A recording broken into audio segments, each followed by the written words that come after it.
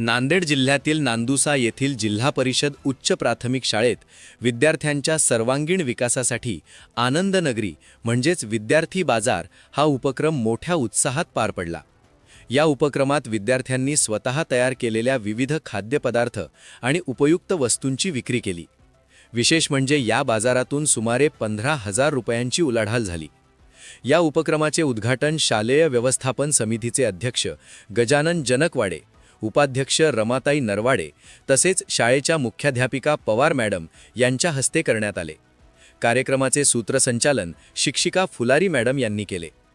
विद्यार्थ्यांमध्ये उद्योजकतेची बीजे रुजवणे, व्यवहार ज्ञान वाढवणे, आर्थिक शिस्त निर्माण करणे आणि आत्मविश्वास वाढवणे हा या उपक्रमाचा मुख्य उद्देश होता।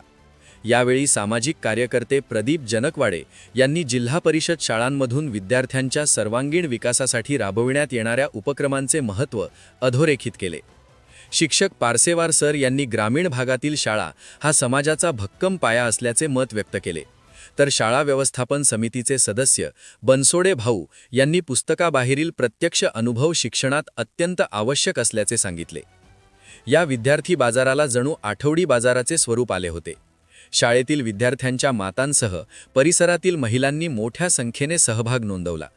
बाजारात वेज पुलाव, वडापाव, समोसे, ढोकळा, लाडू, पाणीपुरी, पोहे, इडली सांबार, भजी, patties, finger chips, masala papad, भेळ तसेच भाजीपाला यांची मोठी रेलचेल होती।